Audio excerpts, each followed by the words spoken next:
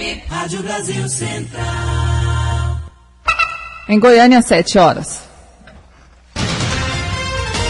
Agora, pela Rádio Brasil Central e RBC FM 90,1, o Mundo em Sua Casa. O jornal falado de maior tradição no Centro-Oeste brasileiro. O Mundo em Sua Casa. A informação em cima do fato. Um mundo de notícias no começo do dia. O Mundo em Sua Casa tem a marca da Rádio Brasil Central e da RBC FM 90,1. Hoje é quinta-feira, dia 10 de maio de 2012. Bom dia, você ouvinte. Bom dia, Karine Pinheiro. Bom dia, Gil Bonfim. Bom dia, você que ouve o Mundo em Sua Casa. O Mundo em Sua Casa. Tempo e temperatura. A previsão do tempo para hoje em Goiânia é de céu claro a parcialmente nublado. A temperatura máxima atinge os 28 graus. A umidade relativa do ar fica entre 85% e 30%. Neste momento, os termômetros marcam 17 graus em Goiânia. 7-1. O Mundo em Sua Casa. Manchetes dos jornais brasileiros. O Globo, investigada por desvios, Delta ainda cobra R$1 bilhão de governos. Folha de São Paulo, protetores de mensaleiros me atacam, diz procurador-geral. O estado de São Paulo, o procurador-geral vê réus do mensalão por trás de ataques.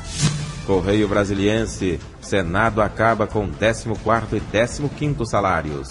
Valor econômico em negócio inusual, JF vai gerir Delta sem pagar nada.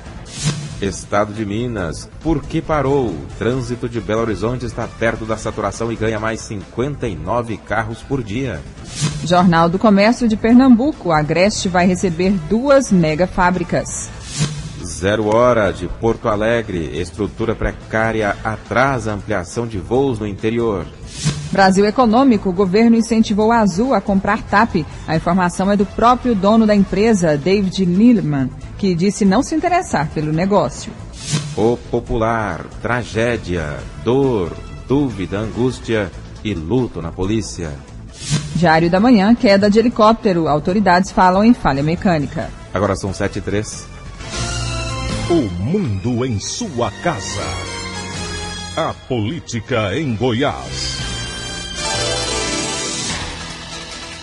Chegaram a Goiânia na noite passada os corpos de 7 das 8 vítimas do acidente aéreo em Piranhas, no sudoeste de Goiás. Eles foram resgatados em meio aos destroços do helicóptero da Polícia Civil que caiu na tarde de terça-feira, quando voltava da reconstituição da chacina em Doverlândia, para a capital. Mais detalhes sobre o acidente com o helicóptero da Polícia Civil você confere ainda no Mundo em Sua Casa, logo mais no nosso bloco de notícias locais. Agora são 7h03. O Mundo em Sua Casa. A informação em cima do fato. CPI da contravenção da Delta e da Gerpan começa a trabalhar nesta quinta-feira. No dia de hoje, o Diário Oficial da Assembleia Legislativa publica os nomes dos deputados integrantes da CPI. Para as 9 horas da manhã já vai acontecer a reunião de instalação, quando será definido um plano de trabalho e também os deputados que vão ocupar a presidência e a relatoria. São cotados Thales Barreto do PTB para relator, Hélio de Souza do DEM para a presidência. Uma vez instalada, caberá aos membros titulares escolherem o relator e o presidente da CPI. E também não é diferente do Congresso. A maioria prevalece e aqui a base do governo vai indicar o presidente e o relator.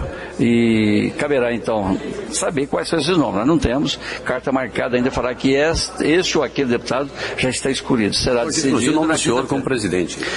Como nós somos 3 da base do governo e temos um presidente e um relator, toda especulação é válida. Agora, eu tenho a consciência que só com a decisão dos 3 é que vamos escolher, então, a nossa representação na CPI. O senhor não estaria levando vantagem, já que o senhor já foi presidente presidente de uma comissão parlamentar de inquérito? Eu entendo que não é por aí. Eu acho que o que vale é a vontade de cada deputado que representa a base do governo de querer ser ou não presidente. Caberá o entendimento e eu não vejo maior dificuldade se o meu nome não for escolhido. Então vamos aguardar quinta-feira, mas o que nós já temos conhecimento, que uma vez instalado, uma vez escolhido a mesa, os diretores da CPI, nós já vamos começar o planejamento do plano de trabalho visando que a CPI atinja os objetivos, que é tentar esclarecer aquilo que a população gostaria de saber sobre várias especulações. A base tem maioria, mais poder, elegendo presidente e relatoria. Não ficaria um desequilíbrio de forças dentro da CPI? Eu entendo que não, porque é uma proporcionalidade. O número sempre foi ímpar. Se você dizer que aqui em Goiás está acontecendo um desequilíbrio, em Brasília também está acontecendo. Não é questão de querer comparar. É dizer que CPI sempre foi em cima desse entendimento. É um número pequeno de parlamentares que participam, mas, no meu entendimento, a paixão partidária não pode prevalecer em quem assuma a CPI. Já se sabe que as reuniões da CPI vão acontecer sempre no período da manhã para não prejudicar os trabalhos de plenário no período da tarde. Libório Santos, Sistema Brasil Central de Rádio. 7:06. O governador participa de reunião com membros do Conselho Estadual do Meio Ambiente e garante colaboração do Estado para Rio Mais 20. O governador Marconi Perillo e o secretário de Meio Ambiente, Humberto de Oliveira, se reuniram com membros do Conselho Estadual de Meio Ambiente para discutir a participação do Estado na Rio Mais 20, que será realizada no mês de junho, no Rio de Janeiro. O Estado já conseguiu um estande de 100 metros quadrados no evento para divulgar o bioma Cerrado. Segundo o secretário Humberto de Oliveira, a ideia é realizar o Fórum dos Governadores do Cerrado durante a Rio Mais 20. Se tudo der certo, nós podemos lançar lá um evento que antecede a abertura, o Fórum dos Governadores do Cerrado, que existe o dos Governadores da Amazônia, e criando esse fórum nós vamos certamente conseguir atrair e dar força a esse bioma que é o sustentáculo de todos os demais biomas do nosso país. O governador Marconi Perillo garantiu ao Conselho que o Estado vai colaborar com o que for preciso para a participação na Rio Mais 20 e no desenvolvimento de políticas de preservação do Cerrado. Mais importante que o discurso é a ação efetiva. E o secretário e sua equipe estão determinados e já receberam orientação clara e que terão meu apoio irrestrito para a implementação dessas políticas, que são as políticas desejáveis se quisermos um país e um Estado, sobretudo, sustentável. Portanto, ao secretário e aos membros do Conselho, a minha solicitação, meu apelo, no sentido de que produzam dentro do possível todas as iniciativas, especialmente as iniciativas legais, para que nós possamos implementá-las. Fazem parte do Conselho Estadual do Meio Ambiente representantes da FIEG, FAEG, Ministério Público e Assembleia Legislativa. Heloísa Amaral para o Sistema Brasil Central de Rádio. Agora são 7:08. Na Assembleia, deputados lamentam a morte de policiais na queda do helicóptero. Vários deputados se revezaram da tribuna da Assembleia Legislativa durante o pequeno expediente da sessão de ontem para relatar e lamentar a tragédia ocorrida com a queda de um helicóptero da Polícia Civil, quando 8 pessoas morreram, das quais 7 policiais. Várias matérias de autoria do governo chegaram a casa e foram lidas em plenário. Num dos discursos, o deputado Evandro Magal, do PP, elogiou o trabalho do governo estadual na recuperação das finanças do IPASGO. Segundo ele, um ponto importante de uma agenda positiva do governo. Entre tantos assuntos dessa agenda, eu destaco, logicamente, a recuperação na íntegra do IPASGO, cumprindo um compromisso de governo do governador Marconi Perillo de pagar todas as suas dívidas e devolver o Instituto para o servidor. Aliás, devolver não, entregar o Instituto para os servidores. Esse é um fato a ser comemorado, a ser reconhecido, a ser aplaudido, porque é um fato histórico. O IPASGO hoje não dever nenhum centavo e ainda ser em breve repassado aos servidores públicos. Eu fiquei realmente muito satisfeito como cidadão de ver que quando as pessoas têm seriedade, agem com responsabilidade, as coisas são possíveis de acontecer de maneira positiva. E eu quero parabenizar o governo do Estado e parabenizar o Dr. José Taveira pela brilhante gestão à frente do IPASGO. No final da tarde, o presidente da Sociedade Goiana de Pecuária e Agricultura, SGPA, Ricardo Iano, esteve na presidência da Assembleia Legislativa quando se encontrou com deputados e membros da mesa diretora. O objetivo foi lhe convidar os parlamentares para participarem da 67ª Exposição Agropecuária de Goiânia e 27ª Exposição Internacional de Animais, que acontece no período de 11 de maio a 3 de junho. Agora são 7h09. O presidente da Assembleia Legislativa, deputado Jardel Seba, prevê uma ampla discussão sobre a Lei de Diretrizes Orçamentárias, a LDO, preparada pela Secretaria de Gestão e Planejamento. A minuta do projeto já foi encaminhada à Casa Civil da Governadoria na sexta-feira, 25 de abril, e a expectativa é que a mensagem comece a tramitar ainda esta semana na Comissão de Tributação, Finanças e Orçamento da Assembleia. Para falar sobre o assunto, vamos conversar com o líder do governo na Assembleia Legislativa, deputado Helder Valim. Bom dia. Bom dia, Karine. Bom dia, Gil. Bom dia, ouvintes da Brasil Central. Bom dia, deputado. Quais são as prioridades na LDO para o ano que vem? Na verdade, Gil, a LDO, a Lei de Diretrizes Orçamentárias, ela prepara o envio do orçamento do Estado para o exercício de 2013. Na LDO, nós não temos valores e nem percentuais. Nós temos justamente como é uma diretriz do que o Estado pretende na elaboração do orçamento. Os projetos, os planos de ações, o que cada secretaria poderá estar encaminhando nas dotações orçamentárias, aí sim já com valores e as rubricas, no orçamento que vai estar chegando em outubro desse ano. As metas fiscais para o ano que vem prevêem mais investimentos? Na verdade, o Goiás é um dos estados que mais cresce economicamente no Brasil. Mas o Goiás cresce acima da média nacional. Consequentemente, o orçamento nosso também vem sempre crescendo ano a ano. Lógico, distribuído em todas as suas áreas, nas despesas obrigatórias, nos investimentos, mas sempre existe um aumento, um incremento financeiro nos investimentos. O governo do Estado esteve atrelado ao déficit provocado de anos anteriores. A expectativa é que isso melhore a partir do ano que vem?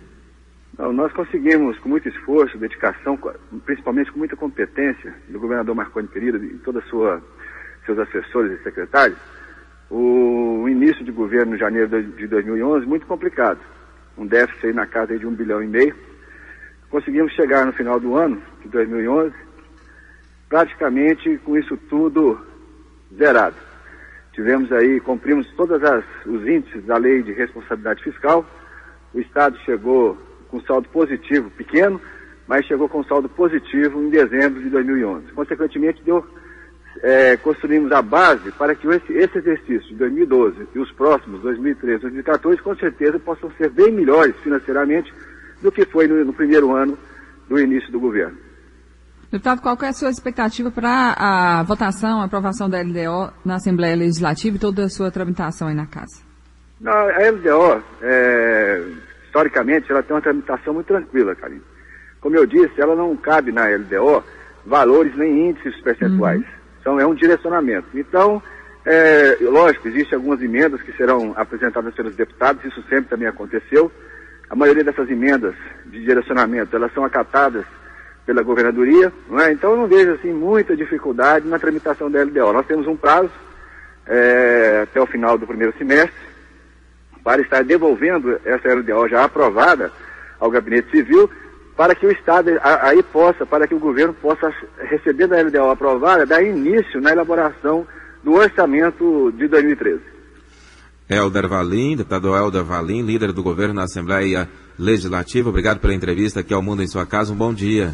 Eu agradeço, Gil. Um abraço a Karine, a todos os ouvintes da Brasil Central. Obrigada, bom dia. O deputado Helder Valim falando então sobre a tramitação da LDO, a Lei de Diretrizes Orçamentárias, na Assembleia Legislativa. Agora são 7h14.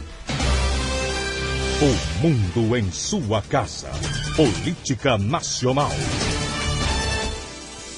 A Comissão do Trabalho da Câmara dos Deputados aprovou o reajuste de 20% para os ministros do Supremo Tribunal Federal e para o Procurador-Geral da República. Pela proposta, o teto do funcionalismo público passará de R$ 26.700 para R$ 32.000 e o reajuste será retroativo a janeiro de 2012. O projeto ainda precisa passar pela Comissão de Finanças e Tributação e pela Comissão de Constituição e Justiça antes de ir ao plenário da Câmara.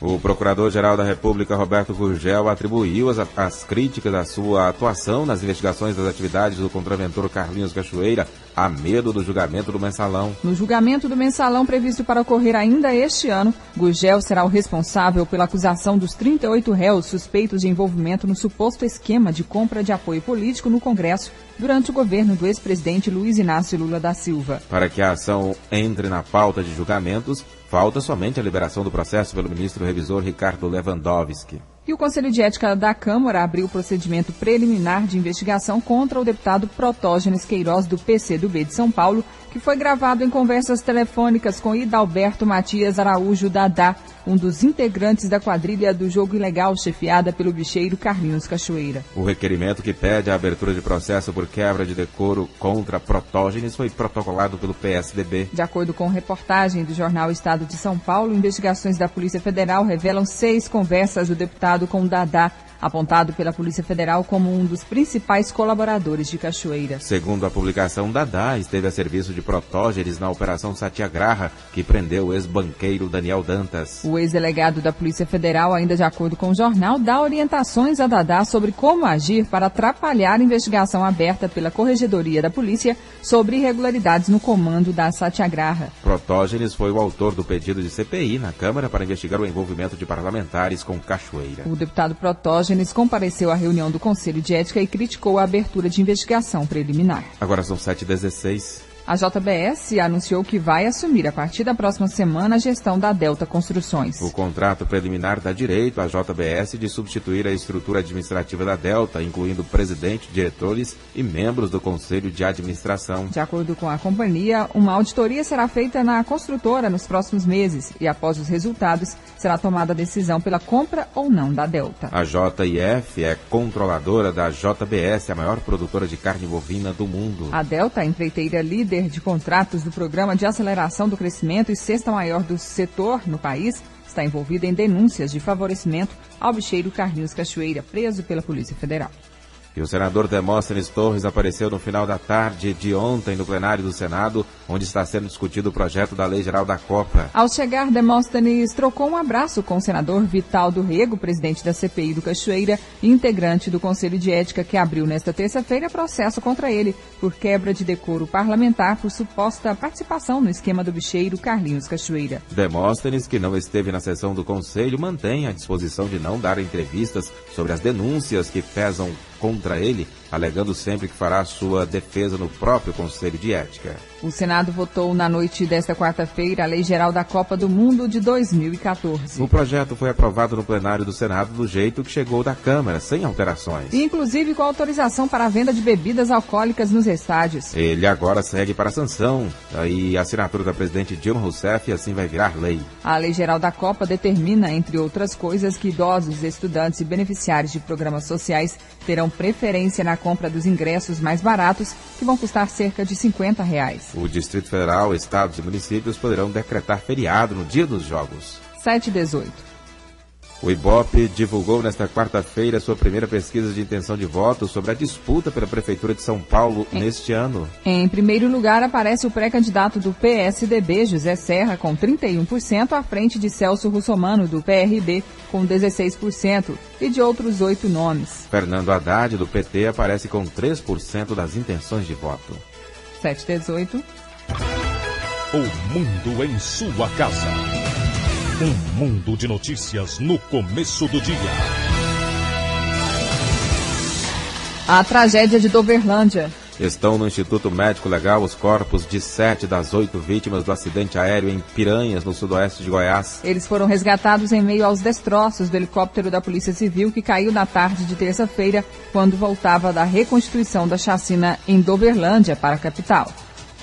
Os 7 corpos chegaram no Instituto de Criminalística por volta das 18h50 em 2 helicópteros do Corpo de Bombeiros, um do estado de Goiás e o outro cedido pelo governo do Distrito Federal. Segundo o tenente-coronel Wellington Urzeda, a prioridade era trazer todos os corpos juntos e, por isso, a demora em chegar na capital. O secretário de Segurança Pública, João Furtado, estava no local, junto com o coronel Edson, que é o nosso comandante-geral, e com o doutor Teixeira, que estava representando a doutora Adriana Acosta, que é a nossa diretora-geral.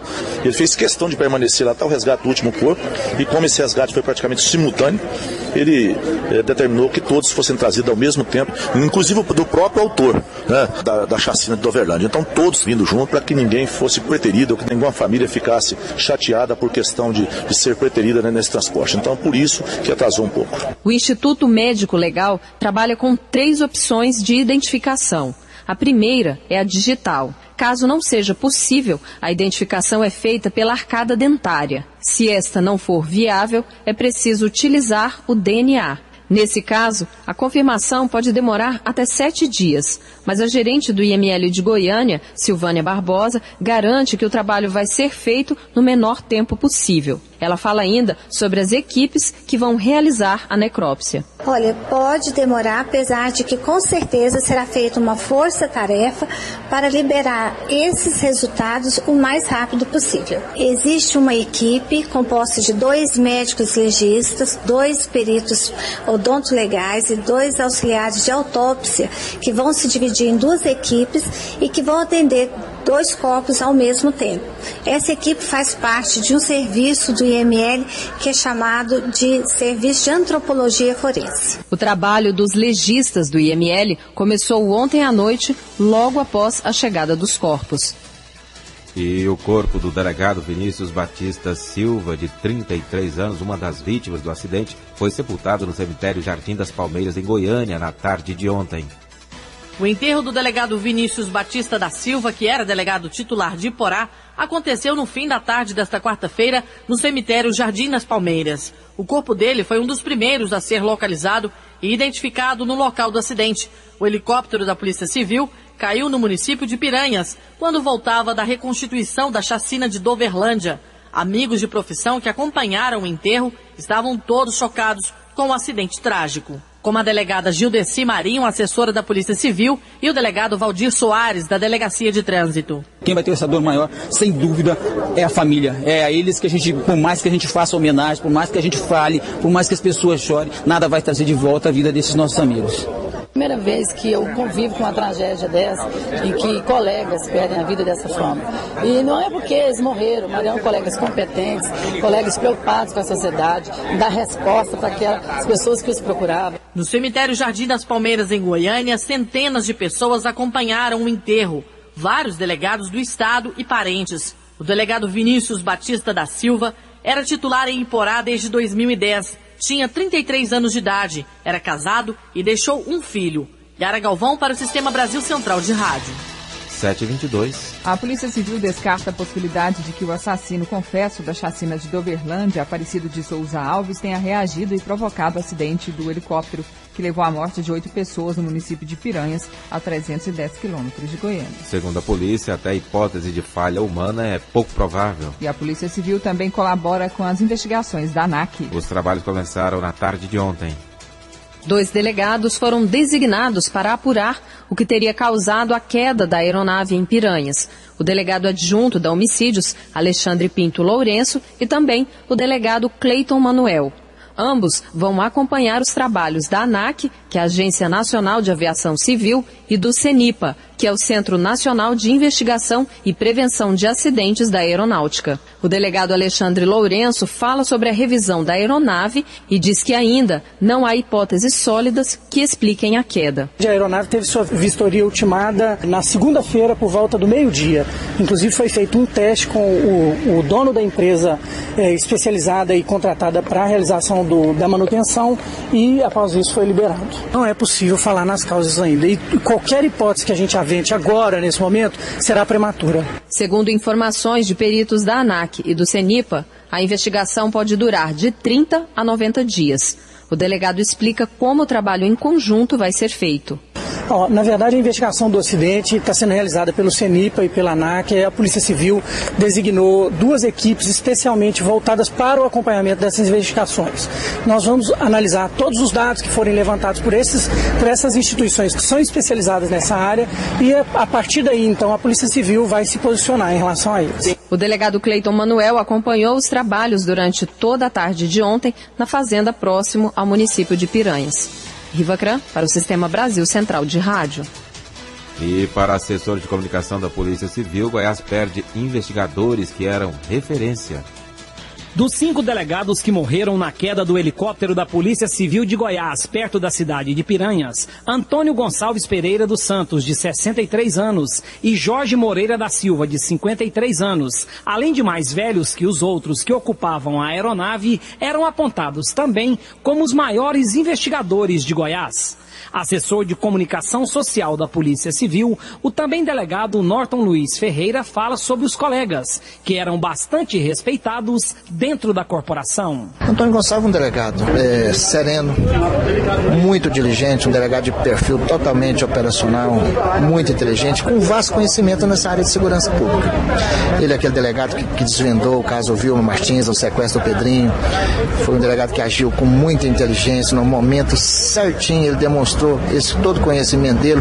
Jorge Moreira, um delegado muito querido, outro também de perfil operacional, um delegado alegre, estava sempre de bem com a vida, brincando com as pessoas, de forma que os dois e todos os demais, a morte deles deixa um vazio muito grande dentro da instituição. Todos têm o seu valor. Bruno é mais recente na instituição, piloto, Carrasco um pouco mais de 10 anos na Polícia Civil, doutor Vinícius mais recentemente, delegado muito jovem, mas a gente percebe que eram delegados assim por vocação, policiais por vocação, gostavam muito do que faziam. Jorge Moreira e Antônio Gonçalves eram os maiores investigadores que a Polícia Civil de Goiás tinha? A Polícia Civil tem vários investigadores de alto gabarito, mas para chegar aos dois realmente é muito difícil. Eles tinham muito conhecimento, esse conhecimento adquirido ao longo dos anos que eles tinham aqui dentro da instituição. O doutor Antônio passou por várias delegacias, em todas elas mostrou o seu trabalho dando resultado. Jorge Moreira da mesma forma, na delegacia de homicídios, onde ele permaneceu por mais de 10 anos, foi onde ele demonstrou realmente todo o seu conhecimento e adquiriu esse conhecimento na área de investigação de homicídios. Na maior tragédia da aviação goiana e da Polícia Civil do Estado, morreram ainda os delegados Osvalmir Carrasco, de 37 anos, Bruno Carneiro, 32 anos, Vinícius Batista da Silva, 38 anos, e os peritos Marcel de Paula Oliveira e Fabiano de Paula Silva, além do autor confesso da chacina de Damolândia, Aparecido Souza Alves, de 22 anos. Aulos Rincon, para o Sistema Brasil Central de Rádio. Em Goiânia são 7h27. E os trabalhos de reconhecimento dos 7 corpos começaram ainda ontem e continuaram durante toda a madrugada. Vamos falar agora com a gerente do IML em Goiânia, doutora Silvânia de Fátima Barbosa, para saber como está o andamento dos trabalhos. Bom dia. Alô? Oi, doutora Silvânia, bom dia. Bom dia. Como que foram os trabalhos durante a madrugada? Olha, nós conseguimos encerrar os trabalhos do exame de médico legal em torno mais ou menos de 23h30, mas continuaram os trabalhos de exame papiloscópico, exame de DNA, que entrou a madrugada adentro e que ainda não estão completamente concluídos. Há uma previsão do IML de quanto tempo vai demorar para terminar o processo de reconhecimento dos corpos? Olha, essa previsão, se aqueles que dependem, alguns fragmentos dependem de exame de DNA para serem reconhecidos, eles podem levar até 5 dias, mas lógico que está sendo acelerado esse processo. Enquanto que, através da papiloscopia, nós já temos alguns corpos identificados e também através da perícia odontolegal. Então, com isso, tem corpo já que está em processo de liberação, viu? E a previsão é que seja liberado a partir de que horas? Olha, à medida que lá a gente libera corpos a noite toda, é um serviço 24 horas, então, à medida que eles são liberados, são concluídos, que estão identificados, aí eles já são liberados. Então já tem corpo liberado. Doutora Silvânia, quais são os corpos já identificados? Tem os nomes? Olha, existe pela papiloscopia, pela papiloscopia, já conseguiu identificar uns 3 corpos, eu não tenho quais são, que estão identificados, mas que devido à mistura grande de segmentos corporais, tem segmentos que estão precisando de DNA para serem identificados. E tem já o Dr. Carrasco, que foi identificado através da arcada dentária, né? E que esse realmente já tem essa identificação. Mas pela papiloscopia nós já temos, ontem às 23 horas já tinham 3 corpos identificados através do exame papiloscópico. Então, no total, são 4 corpos já identificados, né? Os 3 através desse exame papiloscópico e do Dr. Carrasco através da arcada dentária. Exatamente. Viu? Doutora Silvânia de Fátima Barbosa, gerente do IML em Goiânia. Obrigado pela entrevista aqui ao Mundo em Sua Casa. Um bom dia. Bom dia. Obrigado também. Doutora Silvânia falando como foi o trabalho no IML para reconhecimento dos 7 corpos, né? Um trabalho que começou ainda ontem, os corpos chegaram no final da tarde a Goiânia, ela informando então que 4 corpos já foram identificados e a liberação deles pode ser a qualquer momento. E a investigação do acidente com o helicóptero da Polícia Civil será acompanhada pelo Ministério Público. O Ministério Público de Goiás vai acompanhar a investigação sobre o acidente de helicóptero que provocou a morte de delegados e peritos da Polícia Civil. O Procurador-Geral da Justiça, Benedito Torres Neto, esclareceu de que forma esse acompanhamento será realizado. Não, sempre nós trabalhamos aí junto aí com a polícia e os peritos já estão fazendo um trabalho adequado, um trabalho de levantamento, trabalho de campo e está fazendo todo o trabalho. E nós vamos fazer o acompanhamento devido, dando nosso apoio do Ministério Público em toda a situação para que seja esclarecido o mais rápido possível toda essa situação e que é muito importante para a Polícia Civil, para a Secretaria de Segurança Pública, para o Ministério Público do Estado de Goiás e para toda a sociedade do Estado, né?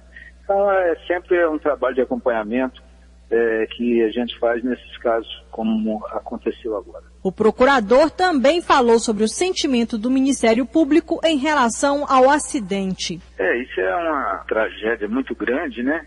Onde existe uma consternação muito grande por parte do Ministério Público. E são profissionais, delegados de polícia, são peritos, são pessoas que já têm um trabalho muito grande prestado ao Estado de Goiás, com grande experiência, competência, e que, então, na verdade, transformou, assim, numa tristeza muito grande para nós, né, que tínhamos, inclusive, relacionamento com esses delegados de polícia. Algumas das vítimas do acidente foram parceiras em várias ações que o Ministério Público comandou.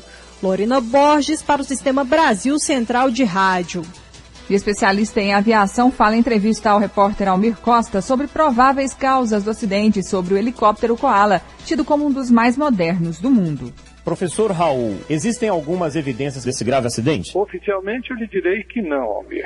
Extraoficialmente eu lhe diria que a gente pode escrutar a possibilidade. Quais seriam as principais? Uma senhora disse, no afã de socorrer as crianças, ela pediu que as crianças saíssem de casa porque ela viu saindo uma hélice do helicóptero. O helicóptero não estava rápido. Se ele tivesse em cruzeiro a mais de 60 nós de velocidade, ele conseguiria manter a trajetória normal. Mas talvez, por se aperceber de alguma coisa que não estava boa, o piloto tenha diminuído a velocidade. Ao diminuir a velocidade, se ele perdeu a hélice que a moça menciona, e a hélice, o helicóptero só tem uma hélice. Aquelas coisas que estão em cima dele, aquelas pás para sair, é uma outra história, que ele não sai assim não. A hélice que eventualmente, tristemente, e não é feita para sair, mas nós já temos outros casos que saíram, então nós temos o rotor de cauda. Se o rotor de cauda deixou o corpo da aeronave e ela trabalhou com baixa velocidade, esse helicóptero pode ter feito o movimento que aquele moço chama, o nome que eu havia dado, e tenha descido girando. E isso não permitiu à tripulação encontrar um campo aberto para fazer o pouso, mas, lamentavelmente, bateu numa mata ciliar, onde qualquer árvore, qualquer elemento mais rude que houvesse por lá, podem ter quebrado as pás, aquelas que ficam em cima, que são feitas de um material composto, mas podem ter partido a elas e causado um estrago medonho. Professor, dizem alguns técnicos que essas aeronaves usadas aqui pelo governo do estado estão entre as melhores do mundo. Em qual avaliação o senhor faz desse tipo de tecnologia, deste helicóptero que caiu aqui em Goiás? Por que uma aeronave nova, com a manutenção em dia, provoca um acidente, uma tragédia dessa? Eu lhe diria que somos nós que fazemos isso, são os fatores humanos. Às vezes uma aeronave é derrubada pela sua tripulação, às vezes uma aeronave decorre de fatores externos como meteorológicos, uma fadiga de material que não deve ter acontecido com essa aeronave que era muito nova, até uma manutenção. As variáveis são muitas, os fatores contribuintes podem ser muitos. Aparentemente a tripulação não colaborou em muito nisso. Aparentemente existe uma conversa de um surto psicótico do moço que estava sendo transportado. Fiz algumas verificações, acho que essa chance é muito remota. Não há problema psicológico, não há problema das pessoas que estavam a bordo, não há provável incompetência da tripulação. E me parece, assim, se a gente vai eliminando, e veja o que eu lhe digo, Gil, essa coisa, nós estamos ainda muito cedo para constatarmos o que teria acontecido. Mas antes de que o CENIPA, o Centro de Investigação e Prevenção de Acidentes Aeronáuticos, tenha um vaticínio, tenha uma resposta efetiva para isso, que demorará algum tempo, porque eles são extremamente cautelosos, a gente tem o direito de pensar o que poderia ser. E pensando o que poderia ser, a minha aposta seria numa falha mecânica. Ok, professor, muito obrigado pelos esclarecimentos, pela entrevista. Um bom dia para o senhor. A PUC está à sua disposição. Almir Costa ouviu o professor e comandante Raul Francé, que é coordenador do curso de Ciências Aeronáuticas da PUC Goiás. Agora são 7h36. E o governador Marconi Perillo viajou para Piranhas em solidariedade às famílias das vítimas do acidente do helicóptero. O governador Marconi Perillo decretou luto de 3 dias no estado pela morte dos 5 delegados e 2 peritos da Polícia Civil que iam de helicóptero com suspeito de cometer a chacina de Doverlândia para fazer a reconstituição do crime na última terça-feira. Segundo o governador, o estado perdeu excelentes profissionais e ele bons amigos com quem mantinha amizade há anos, como o delegado Antônio Gonçalves, que chegou a ser candidato a deputado pelo PSDB nas últimas eleições. O doutor Antônio Gonçalves foi candidato a deputado na última eleição pelo PSDB, o meu partido, participou efetivamente da minha campanha, e eu tive com vários deles, o doutor Jorge Moreira, o delegado Carrasco, o delegado Bruno, uma relação de convivência, uma relação carinhosa. É uma perda para o Estado, mas é uma perda pessoal também. Eu conheci vários deles, doutor Antônio Gonçalves, delegado dos mais antigos e dos mais respeitados. Doutor Jorge Moreira, a mesma coisa. Esta situação é uma situação que nos enche de muita emoção, não apenas pela trajetória de vida reta deles, mas também porque eram nossos colegas de trabalho, colegas dedicados, que honraram o serviço público no estado de Goiás. O governador Marconi Perillo viajou também nesta quarta-feira para o município de Piranhas, local onde ocorreu o acidente, para prestar solidariedade às famílias das vítimas e aos policiais que darão prosseguimento à investigação da chacina. Heloísa Amaral para o Sistema Brasil Central de Rádio. 7h37. A delegada-geral fala sobre as perdas no acidente com o helicóptero da Polícia Civil e diz que a investigação vai continuar.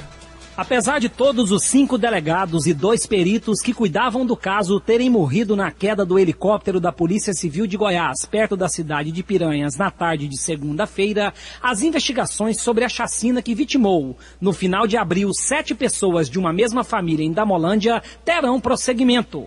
A afirmação foi feita pela delegada-geral da Polícia Civil de Goiás, Adriana Corsi, que diz já ter informações de que Aparecido Souza Alves, réu confesso, e que também morreu na queda da aeronave, matou não para roubar dinheiro. Foi procurado dinheiro naquele local, então realmente havia um sentimento de muita crueldade, muito ódio, e esse é um reflexo, né, que surpreende a todos pela sua dimensão, e eu vejo com extrema tristeza, eu acho que vai nos marcar para sempre, a todas as nossas famílias, a toda a Polícia Civil, e acho que é um grande golpe na nossa instituição e que nós teremos que superar aí com a ajuda da população. A delegada disse ainda que não acredita em sabotagem ou que o preso tenha esboçado algum tipo de reação dentro da aeronave que caiu. Todas as hipóteses, a investigação está sendo feita de forma muito minuciosa, nós com certeza saberemos a verdade.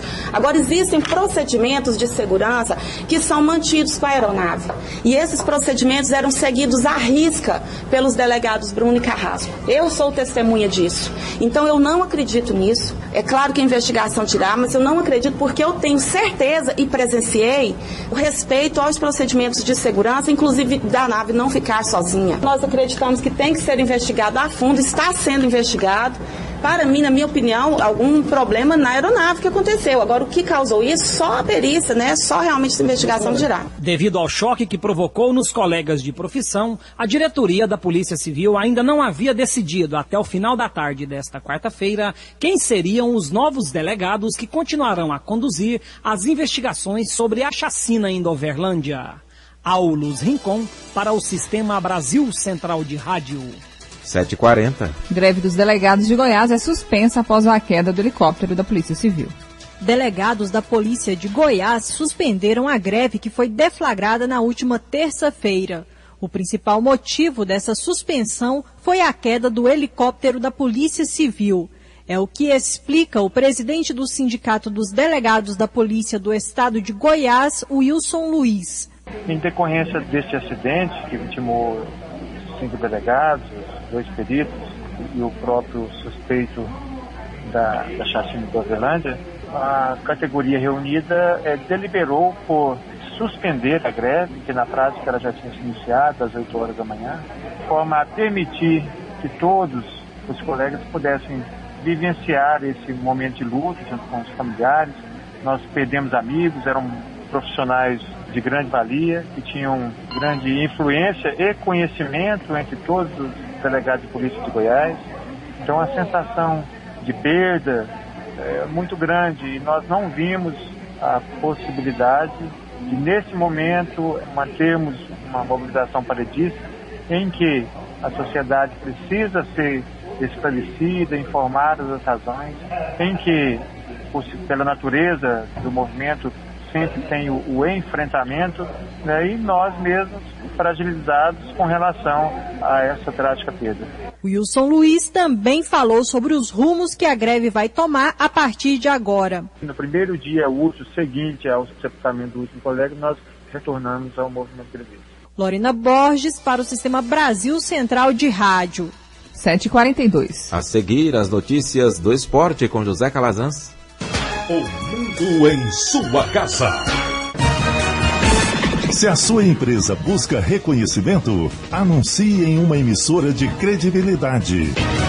Rádio Brasil Central 1270, AM, ondas curtas e tropicais. A certeza de resultado. Qualidade com alcance em todo o território nacional. Ligue 3201-7686. Rádio Brasil Central. Comunicando com o mundo. O mundo em sua casa tem a marca da Rádio Brasil Central e da RBC FM 90,1.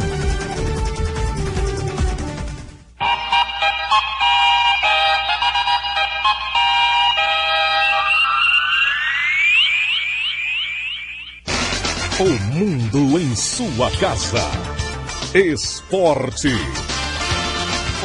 Bom dia, o Corinthians venceu o Emelec do Equador por 3-0 no Pacaembu e passou para as quartas de final da Copa Libertadores da América após 12 anos. Na ida em Guayaquil, as duas equipes haviam empatado por 0-0. Agora o Clube Paulista realiza um duelo brasileiro com o Vasco, que eliminou Lanús da Argentina nos pênaltis por 5-4 após perder no tempo normal por 2-1. Com mais uma vitória sobre a União Espanhola, o Boca Juniors carimbou o passaporte para as quartas de final. Por 3-2, o time visitante derrotou os donos da casa nesta quarta-feira em Santiago. No primeiro jogo em Buenos Aires, vitória do Boca por 2-1. Nas quartas de final, o Boca enfrenta o vencedor de Fluminense Internacional, jogo que será definido nesta quinta-feira no Engenhão. 7h44, Goiás conta com o apoio da torcida para ser campeão. Venda de ingressos começa hoje. A troca das notas fiscais por ingressos na promoção Nota Show de Bola para o jogo final do Campeonato Goiano, domingo às 4 horas, começa daqui a pouco a partir das 9 da manhã na bilheteria da Serrinha. 3.500 ingressos para o Goiás neste jogo decisivo de domingo. Mesmo tendo a vantagem de jogar por um empate e todo o elenco à disposição, o técnico Anderson Moreira desconversou o favoritismo para o Goiás, que até agora não perdeu para o Atlético neste campeonato. Foram 3 jogos, 2 vitórias do Goiás e um empate.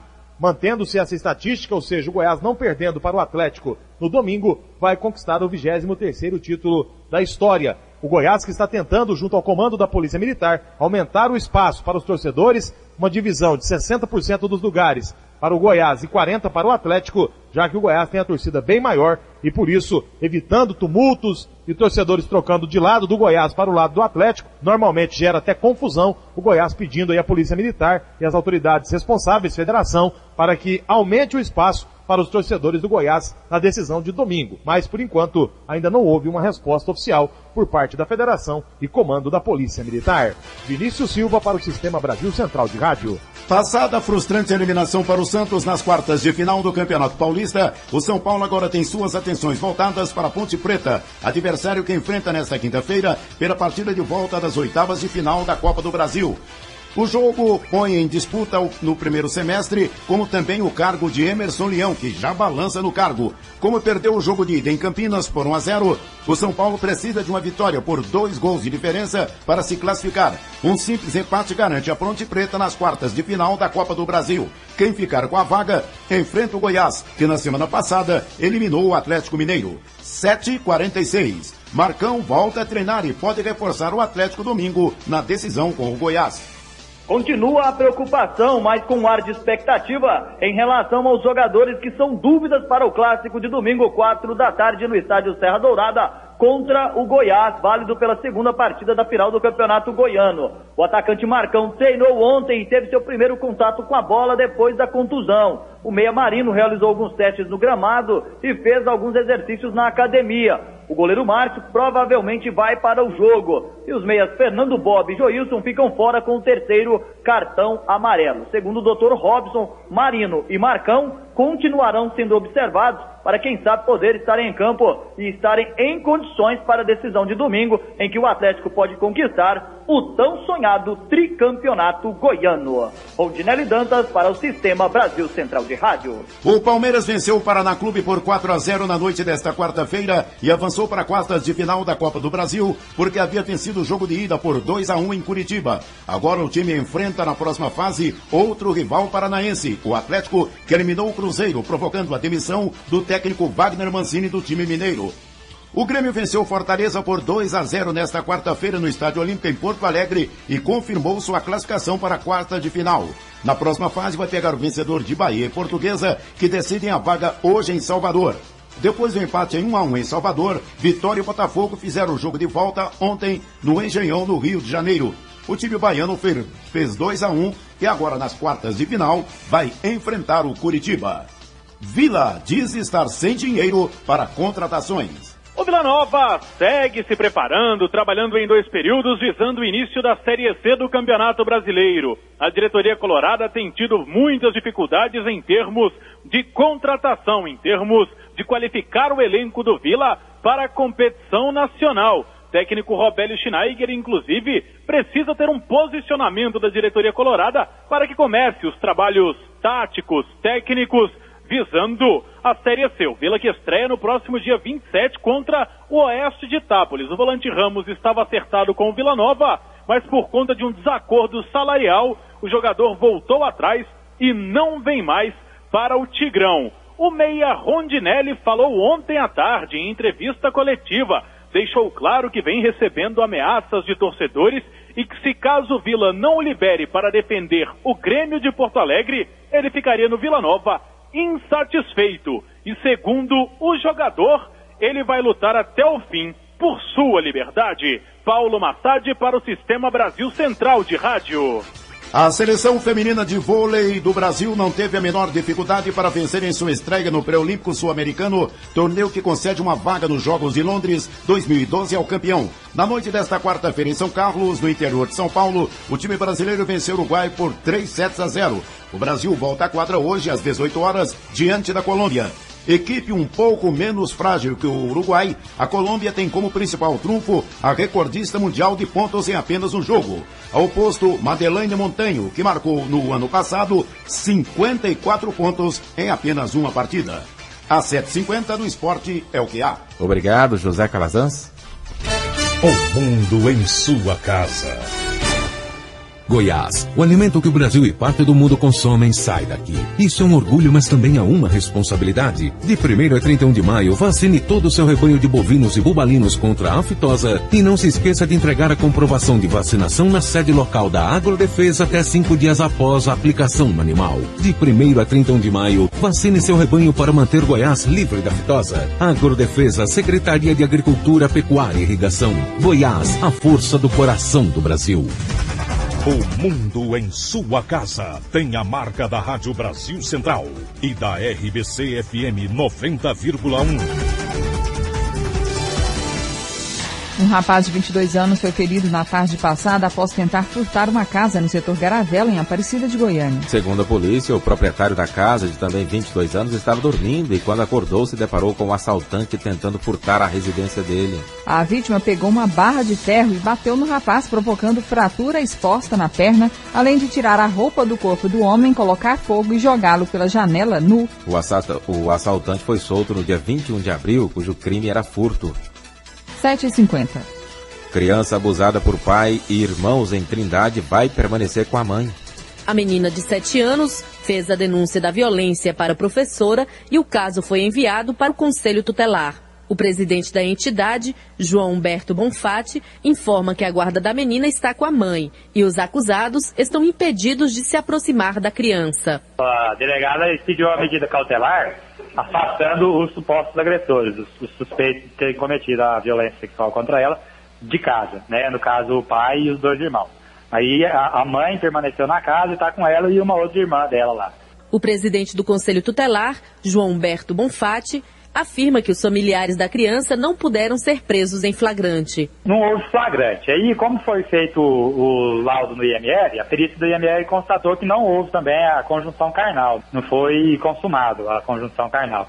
Então, o crime ele ficou caracterizado apenas pelos atos libidinosos, pela felação. Não foi possível fazer flagrante. Não foram detidos em flagrante. João Humberto informa que a mãe da criança também é investigada por omissão. Fica assim no ar, se ela não foi ameaçada ou alguma coisa nesse sentido, se ela sabia mesmo, se não sabia. Isso aí tudo nós estamos tentando manter a criança com ela e estamos fiscalizando para ver se ela vai cumprir essa medida cautelar para não causar um trauma maior na criança, que já sofreu esse tipo de violência. Nós tirarmos ela do lar dela e colocar em um abrigo seria um trauma a mais para ela. Caso fique constatado que essa mãe descumpra essa medida cautelar, aí vai ser a solução levar essa criança para um abrigo. Patrícia Almeida para o Sistema Brasil Central de Rádio. 7h52. Organização Social Gerir assume a gestão do Hugo. Estado assina contrato com o Instituto Gerir, que vai administrar o Hospital de Urgências de Goiânia. O acordo foi firmado nesta quarta-feira no Palácio Pedro Ludovico Teixeira. A organização social, que tem atuação em Goiás, concorreu com outras 2, uma da Bahia e outra de São Paulo. Governador Marconi Perillo ressalta a certeza de sucesso da transferência de gestão. Eu tinha certeza que era possível corrigir o atendimento médico dos hospitais, os serviços prestados, escolhendo bem as doenças. Mas aí fazemos, acho que a 3ª reunião da Força Tarefa, e aí os procuradores me apresentam um cronograma, enxugando todos os prazos. Nós vamos precisar de 600 dias para poder chamar as OS. Isso aqui está enxugando. Eu falei, o quê? Eu vou deixar o governo e não vou resolver o problema da saúde.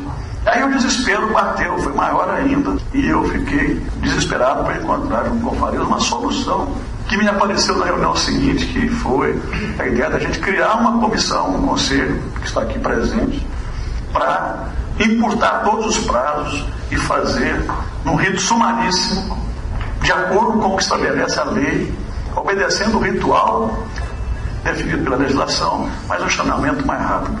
E aí estabelecemos prazos para o HGG no primeiro momento, o HDT, materno, o APA. Todos os processos referentes ao materno e ao APA também estão andando. Já o secretário estadual de Saúde, Antônio Faleiros, diz como vai funcionar o contrato. E nós vamos fazer uma transição, mas é claro que a gerência da unidade ela é de exclusiva responsabilidade do Gerir. O que nós, de comum acordo, fizemos é que de hoje até segunda-feira, acho que é um tempo bastante, não é muito amplo, mas é um tempo suficiente para poder eles tomarem pé da administração.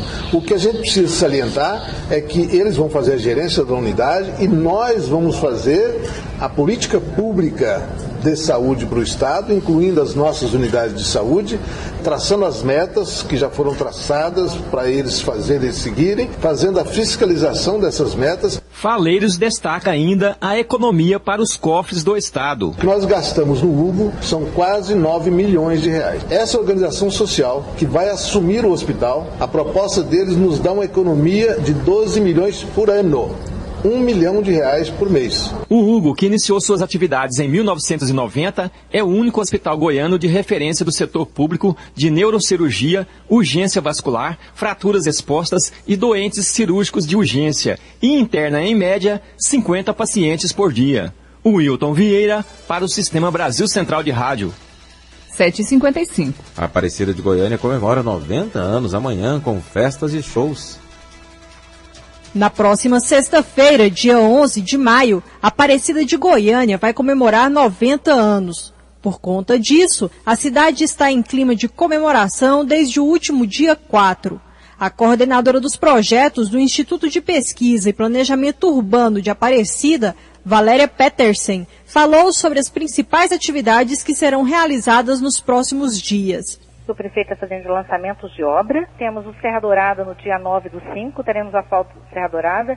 No dia 10, o prefeito inaugurará a UPA do Brasicom. No dia 15, será o lançamento da primeira feira coberta de Aparecida de Goiânia. No dia 11, às 8 horas da manhã, nós teremos o desfile cívico na Avenida Independência. Além da festa de maio, do dia 8 a dia 13, nós teremos diversos shows de portões abertos à comunidade, com artistas com renome nacional. Valéria Petersen também apontou que a cidade tem muito a comemorar nesses 90 anos. Os benefícios que a Aparecida tem nesses 90 anos, além assim do seu grande crescimento populacional, nós temos também os avanços na área de infraestrutura urbana que eram muito baixos, como a baixa cobertura de água, de pavimentação, de rede de esgoto, a própria valorização da cidade, o crescimento dos polos industrial.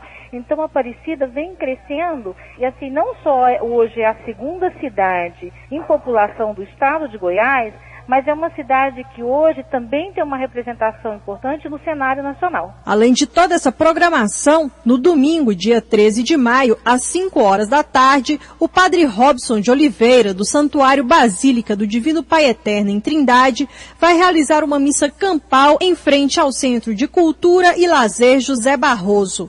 Lorena Borges para o Sistema Brasil Central de Rádio. 7h57. Holandeses abrem rodada de negócios com Goiás na ACIEG. A Associação Comercial, Industrial e de Serviços do Estado de Goiás recebe comitiva de empresários holandeses que participam de rodada de negócios com empresas goianas. A presidente da ACIEG, Helenir Queiroz, destaca a importância do país europeu para a economia do Estado. Hoje, o segundo país de negócios nosso é a Holanda. O primeiro é a China e o segundo é a Holanda. Então, há muito interesse das duas partes em negócios. E esses empresários eles estão particularmente interessados em energia. A Holanda importa muita energia. E o Brasil é grande produtor de energia, principalmente energia, bioenergia, né? Helenir fala ainda da rodada de negócios desta quarta-feira. São 25 empresas de grande porte que estão aqui conversando com os empresários goianos. São 4 salas de negócios, cada sala tem um tema de interesse. Então nós temos uma sala que trabalha etanol, álcool e açúcar. O açúcar é um dos produtos para ser usado para fazer bioplástico, plástico biodegradável. E a outra sala é grãos e biodiesel. A outra é biomassa, que é fazer um comprimido de resíduos de floresta, resíduos orgânicos, para fazer um combustível, né, chamado pellet, biomassa. E a outra é logística, porque eles estão interessados nesse movimento logístico que está ocorrendo no Brasil hoje, a Ferrovia Norte-Sul, o próprio Porto Seco. A rodada de negócios conta com o apoio da FIEG, Cifaeg, FAEG, Sebrae, entre outras entidades. O Wilton Vieira, para o Sistema Brasil Central de Rádio. A Polícia Federal prendeu 10 pessoas de uma mesma família na Operação Roquedal contra o tráfico de drogas no entorno do Distrito Federal. A polícia apreendeu R$125 mil em cédulas falsas, além de R$31 mil e $32 mil. Os policiais também fizeram a apreensão de 40 quilos de pasta base de cocaína 6 quilos de haxixe, 20 quilos de maconha e armas, 2 delas de uso restrito das Forças Armadas. Segundo o delegado Luiz Gustavo, a suspeita é que traficantes de Brasília comprassem a droga da quadrilha que operava principalmente no Novo Gama, na divisa com o Distrito Federal. Segundo a Polícia Federal, os traficantes compravam a droga do Mato Grosso a R$ 50 o quilo e vendiam aqui por um preço 10 vezes maior. O presidente americano Barack Obama defendeu abertamente o casamento entre pessoas do mesmo sexo. É uma posição inédita para um presidente e pode influenciar as eleições para a presidência em novembro. Desde que assumiu o governo, Barack Obama vinha dizendo que esse tipo de relação não deveria ter o status de casamento. Nesta quarta-feira, em uma entrevista à rede TV americana ABC, Obama afirmou que, depois de refletir muito, achou importante afirmar que pessoalmente considera que pessoas do mesmo sexo deveriam poder se casar. A declaração está sendo considerada histórica por ser a primeira defesa de um presidente americano durante o mandato ao casamento gay. Pontualmente, 8 horas em Goiânia. Termina aqui mais uma edição de O Mundo em Sua Casa, que teve a apresentação de Gil Bonfim e Karine Pinheiro. Redação e edição, Ada Mendes, Antônio Correia, Marcelo Cabral e Wendel Franco. Direção de estúdio, Luzane Gomes. Chefes de reportagens, Ione Chagas e Almir Costa. Operação de áudio, Leandro Franco. Central técnica, Thaís Oliveira e Frederico Pita. Gerência do Sistema de Rádio, Suede Barbosa. Direção de Tele e Rádio Difusão, Abadia Lima. O Mundo em Sua Casa volta amanhã às 7 da manhã. Obrigado pela sua atenção e até lá. Bom dia, Karine. Bom dia, até amanhã. Este foi, pela Rádio Brasil Central e RBC FM 90,1, O Mundo em Sua Casa. O jornal falado de maior tradição no Centro-Oeste brasileiro. O Mundo em Sua Casa. A informação em cima do fato. Um mundo de notícias no começo do dia. O Mundo em Sua Casa voltará sempre com a marca da Rádio Brasil Central e da RBC FM 90,1.